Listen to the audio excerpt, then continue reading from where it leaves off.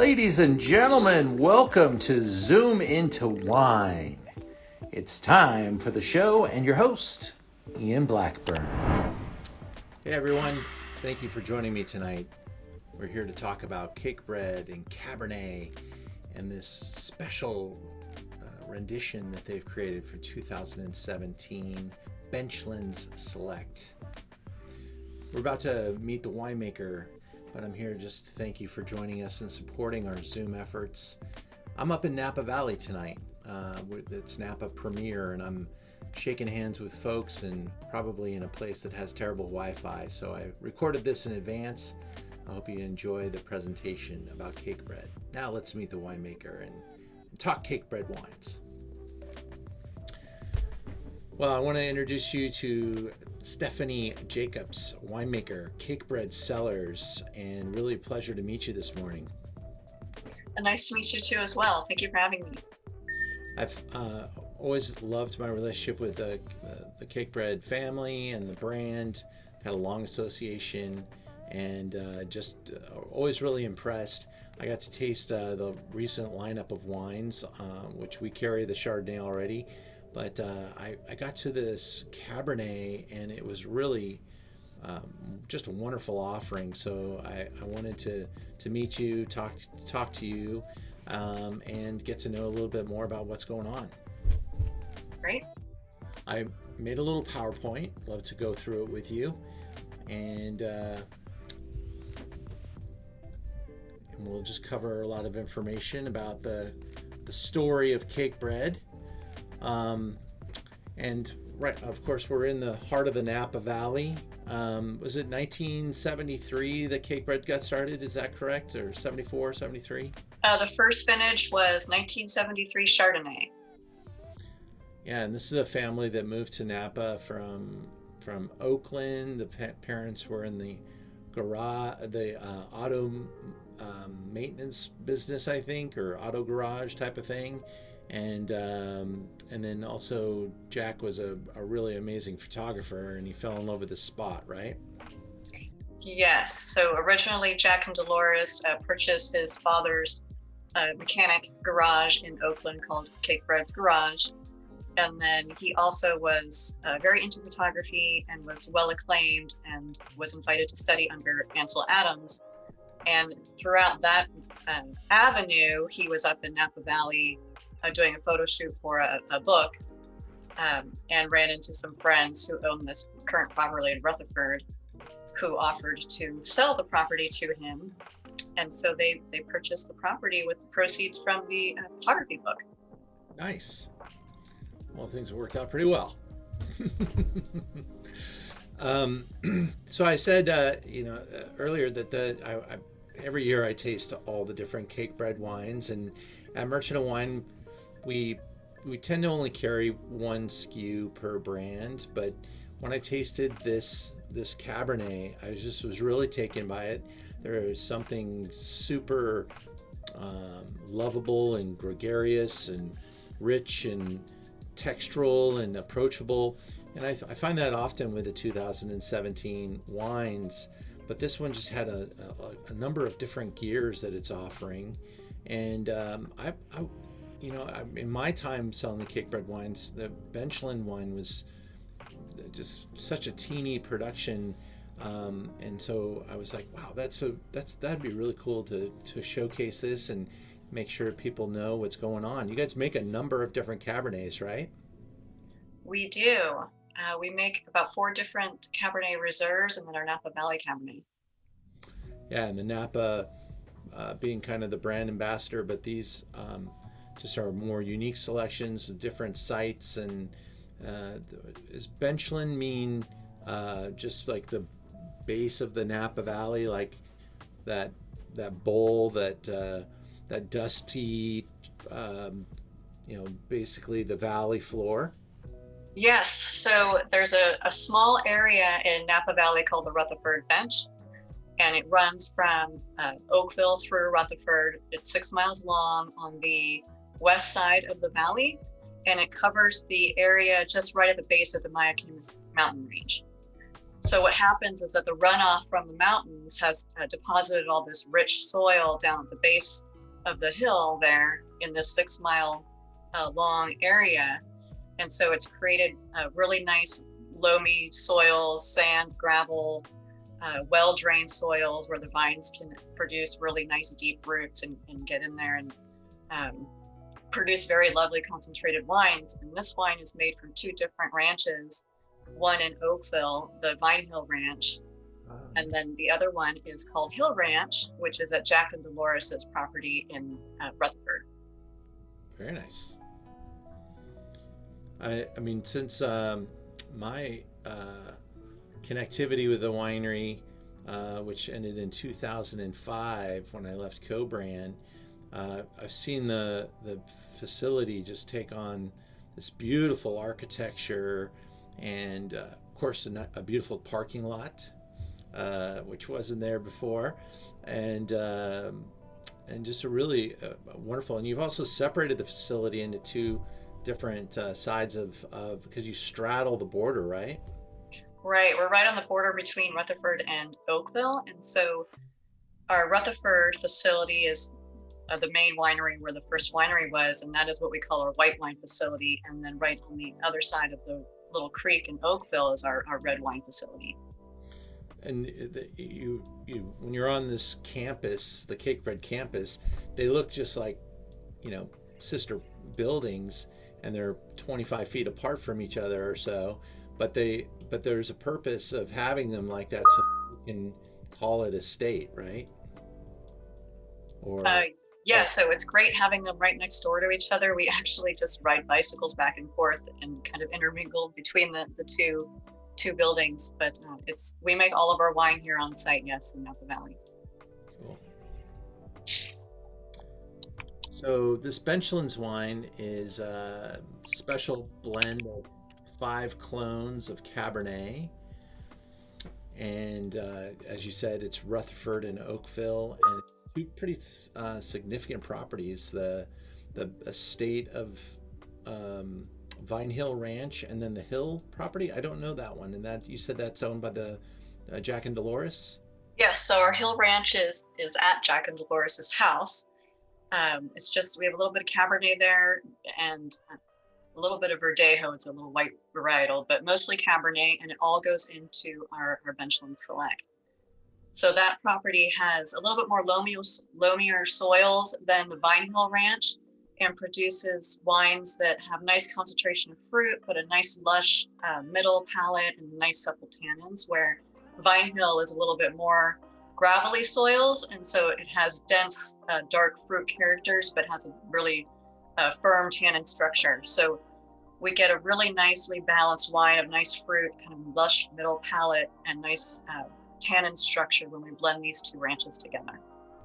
And 22 months in French oak, 60% new, and you use a wide range of forests in your French oak regiment. Yes, typically we've narrowed it down to 2 to 3 coopers that match really well with the fruit that goes into each one of our wines.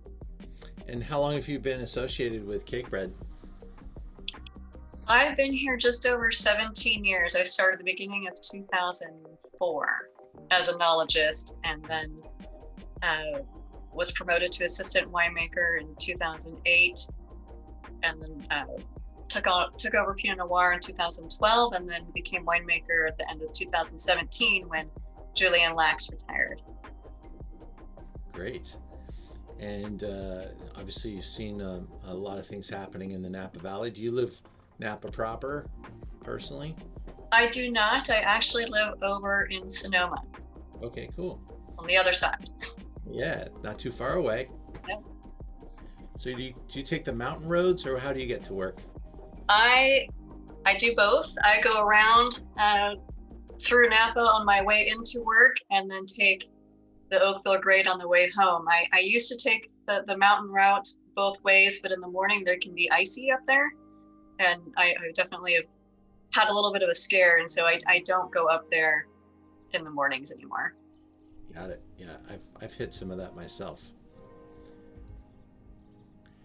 The Cakebreads do work with a diverse number of vineyards, and this is the Dancing Bear Vineyard up on Howe Mountain, right? Yes, so we make a single vineyard Cabernet from this ranch called Dancing Bear Ranch, and it's mostly Cabernet with a little bit of Merlot and Cab Franc here. What is this room? This is our new egg fermentation hall. So we just underwent a very long construction to redo our visitor center, and this is one of the rooms that was added as part of production, and we put in 12 new concrete eggs, mostly for Sauvignon Blanc fermentation. We do it, and then storing a little bit of Chardonnay over the year. But it's been a wonderful, fun addition to our fermentation tools. It's pretty sexy. I like it. I like the way it plays with the room. It's probably a pretty interesting way to make wine. What do you think of the concrete tank movement, and what are some of the advantages that you see from it? Well, I really like it with our Sauvignon Blanc. The shape of the egg itself creates a constant churning of the lees during fermentation, so you get this constant interaction with the juice or the fermented wine with the yeast lees, which kind of softens the acidity of the Sauvignon Blanc, and probably other varietals too. But it creates a little bit more of a creamy texture in the mid palate, and then softens a little bit of the edge of the acidity in the finish. We just did a Zoom last night with Vegas Sicilia, and they've moved from 100% French oak to 90% French oak and 10% concrete egg themselves, even with their reds. I've always known the property to be very much in touch with kind of the green goals of Napa Valley, and I know Bruce was really active in writing some books about it. And what's the latest and greatest in the efforts of Cakebread and sustainability and green practices? Well, we've always had a history with organic farming, but we haven't actually delved into it 100%. This year we are moving into 100% organic farming, at least on our red varietals. We're working slowly with the whites and carneros because of the weather down there. Mildew is a little bit difficult, but the reds are definitely set up to be farmed very successfully organically. So really looking forward to that movement and going into a lot of mechanical weed control as a way of moving to organic farming. Fantastic. I know that Napa Valley itself has some pretty big goals as far as leading the world in the direction of sustainability and measuring out inputs and outputs and things like that. Are there any developments there that are interesting to talk about? I don't know, it could be boring, but anything that people are doing today that maybe we weren't doing 20 years ago?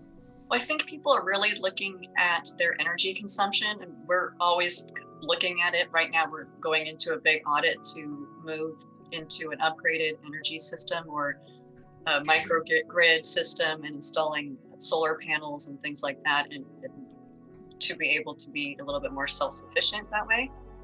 I think a lot of people are moving in that direction. Yeah, for sure. And how about is water a part of the conversation in today's world? Water as well. There's been quite a few advances in water collection and wastewater treatment. So one of the systems that I've been looking at, it's called a biofiltro system, but it basically uses worms to digest the wastewater and turns it into usable water that we can use to water the landscaping or our vineyards and whatnot. But it's pretty interesting that you just have this bed of worms digesting solids out of the water. That's interesting. All right. Yeah. I wonder how big those worms get.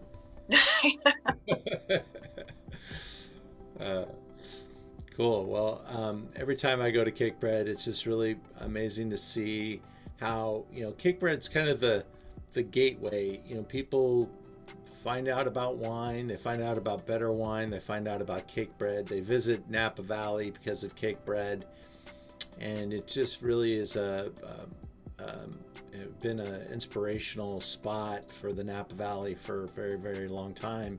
And it's great to see how you've been able to elevate the brand and the wines. You've gotten some amazing scores with the wine that we're tasting today, and all these single plot Cabernets. Is there a long-term goal that you have now that you're the winemaker of where you're going to take things? Well, I love seeing these single vineyard Cabernet projects. Benchland Select with the 2 vineyards of Vine Hill and Hill Ranch and Dancing Bear, and we have another one that's coming up online that hasn't been released yet, but our Susquehanna Springs property in South Napa on the Vaca Mountain Range will be coming out with a single vineyard Cabernet from there as well. So that's really exciting. And with the wine that we're going to try tonight, is there any personal thoughts or memories about making this wine that you can, see, taste, smell in the wine that you want to share with us as we are about to taste it together? Well, this wine, I have it right here, but here it is. I always think of the vineyards of these two that come off, or the fruit that comes off these 2 vineyards, because every time I walk into these 2 vineyards, it's like the epitome of like the perfect way a vineyard should look. The vines are just so well balanced and so well maintained, and the fruit is always bright and concentrated, and it just is the epitome of what Napa Valley represents. In 2017 had, I think there was some concerns about some warmer weather that we had in 17, but I just think it made the wines just a little plumper, added this wonderful texture to the wines, this concentration, richness, and I think it's really been kind of, not given enough credit. 17 is just a really good Napa Valley vintage. It's not always like textbook vintages that make the most interesting wines. Sometimes it's kind of crazy anomalies that kind of come along and help add to the story, and I think that's really what 17 delivers for me anyway. Yes, excuse me. Yeah, every vintage is so different, and we have all these different challenges that we have to adapt to. But 17 has definitely got a lot of fruit and concentration and flavors and a lot of weight to it as well. It's beautiful vintage. That's great. Well, I appreciate you making time for us. It's in the middle of your work day, and so I know you're slamming this in for us, but we really appreciate it, and thank you to the family as well. And I hope that I get to come up and visit you very soon and get to shake your hand and say thank you, or at least wave to you. I don't know if we're going to shake hands again. But Yep, you'll have to come visit us and see our new visitor center. I will do that, and I thank you very much. You have a great day, and cheers to you. Thank you so much. You're welcome. Thank you. Have a good one. Bye-bye.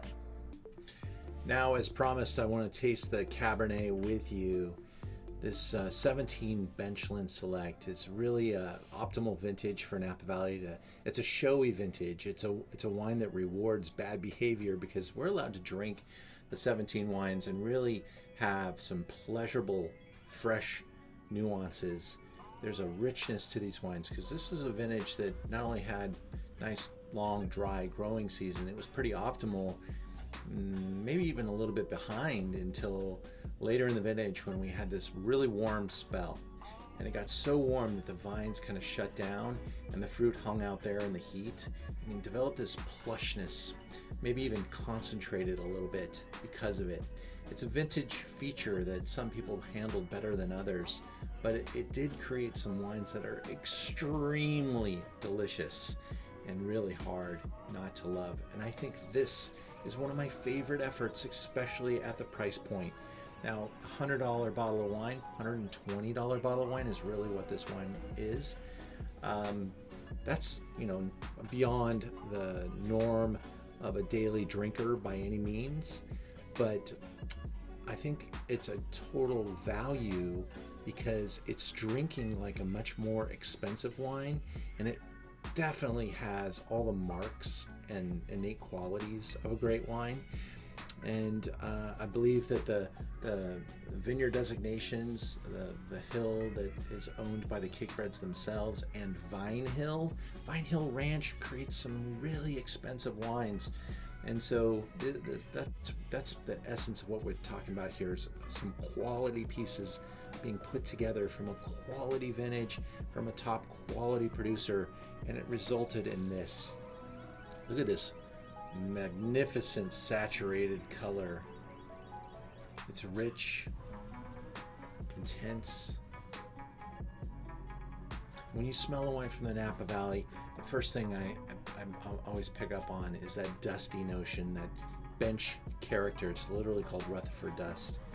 And you get that note right in the front, along with amazing concentration of typical Cabernet features like cassis. I call them expensive spa smells, like eucalyptus and mint. Like you just walked in to get a great massage, and you have all that expensive wood, and you smell that vanilla, and you have that richness and balance between all those, where it's not just a big eucalyptus balm or pyrazines or anything like that. It's got fruit, it's got texture, it's got balance, and then obviously in the mouth there's a tactile pleasantry that really is hard to get every vintage. This vintage has it, and I think it is a showy wine that you can pull out any day, any time, and turn any day into a special occasion. So that's why I love this Cakebread 2017 Benchland Select. It's a winner. There's a lot of winners out there, and in a world of winners, some of them rise above, and the Cakebreads are definitely doing a great job of maintaining their size and stature as a brand, but also presenting wines at this price point that compete with the best wines in the valley, and most of those are more expensive than this, so a relative value at its price point.